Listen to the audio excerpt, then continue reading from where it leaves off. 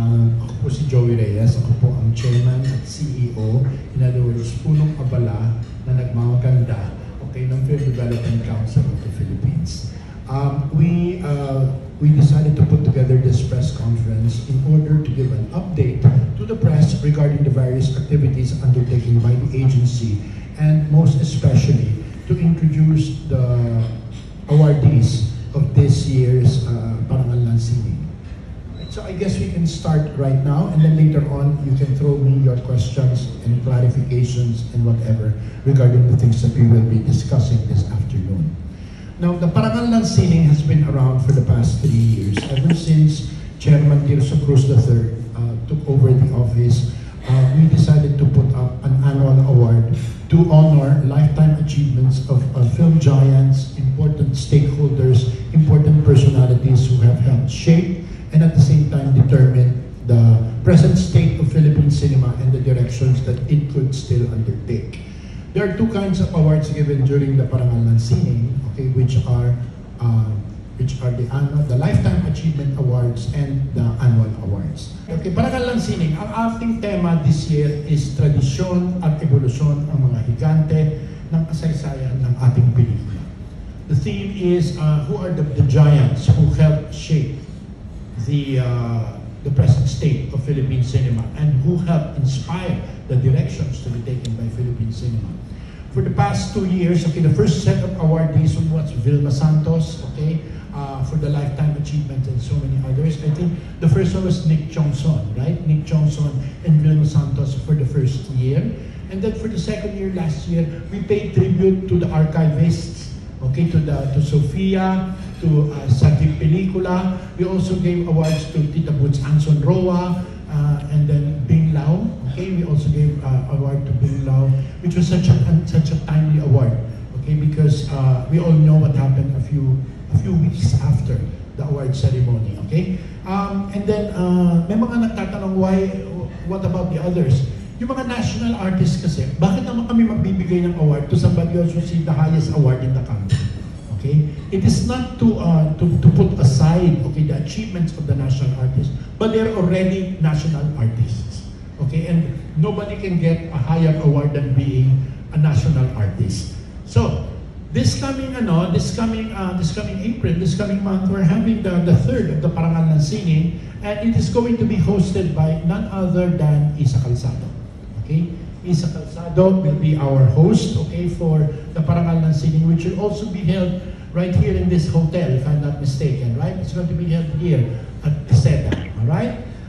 And then here are the performers who are going to provide the musical numbers and the intermissions during the Parangal ng Sining. We have Nyoy Volante and Rachel Alejandro, together with Arman Ferrer, Nicole Asensio, Jeffrey Hidalgo, and Cookie Chua.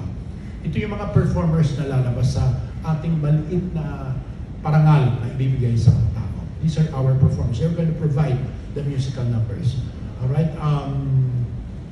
It's going to be very exciting because we are trying to make this as exciting and as significant as possible. Now, maybe the question is, sino ba ang paparangalan namin? Okay? Here are the 4 people we are going to award the Lifetime Achievement Award. Okay, next slide. These 4 people are ex-President Joseph Estrada for his work in Mowal Fund and for being one of the founders of the Metro Manila Film Festival 50 years ago. Okay. The second is Charo Santos Conso. Okay, Charo Santos Conso for her work, her major contribution in shaping Philippine popular culture, not only as an actress, not only as a producer, but also as a moving force in Star Cinema and ABS-CBN. Third is Direct Loris Guillen. Loris Guillen, who started as one of the best, if not the greatest Filipino actresses on stage, television, and screen, and most importantly, to be the founder, one of the co-founders of Cinemalaya, which even until today, she is working as its president of the Cinemalaya Foundation.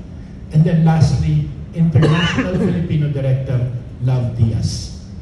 Okay, these are the 4 personalities who we are giving awards, Lifetime Achievement Award for this year's Parangal ng Sining.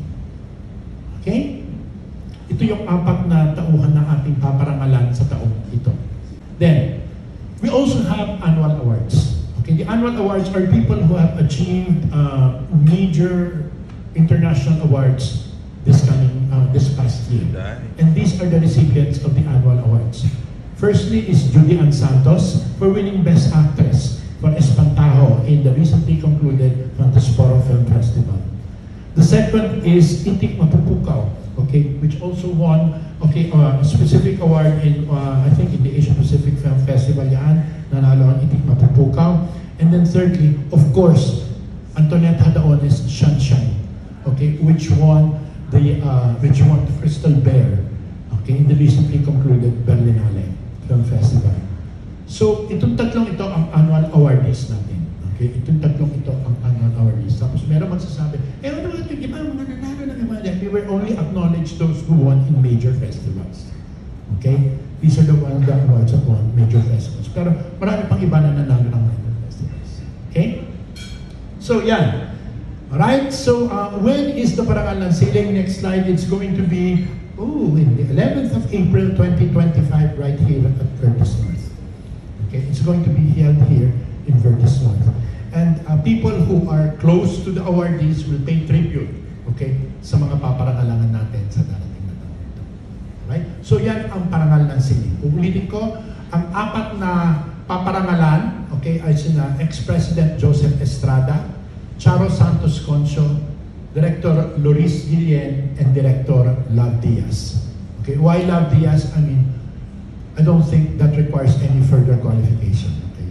Love Diaz, who succeeded in provoking Meryl Streep to say, your movie rearranged the molecules of my mind. Okay? Alright, yan pag-uusapan namin kung sino yung mga possible at saka kung ano ang tema ng achievement for Duan. Tapos yan, may mga listahan kami na we have to, hindi mo pwede 35 ang bibigyan mo, baka dumating next year wala ka na mabigyan. Pero may shortlist po kayo? May shortlist kami, tapos pinapa-approve sa Board of Trustees. Okay, so in other words, it's not just the decision of the agency alone, it is given imprimatur by the Board of Trustees. Okay. They were informed na po, yung 4? Yes, they were informed. Ano po ang kanilang damdamin? Nakakatawa, ang pinaka-dramatic ang reaction ng aking kaibigan si Judy Ann. Kasi nasa Hong Kong siya at the time ng awarding kasi may football game si Lucho. Hiyang-hiya siya, apologize. Sabi ko, no, siyempre anak mo yan, in his first international football, whatever, hindi ba? So he made a really beautiful video message. Okay? So they're happy, they're very, very happy. Siyempre naman, I guess anybody na is recognized by the industry would be happy about receiving it.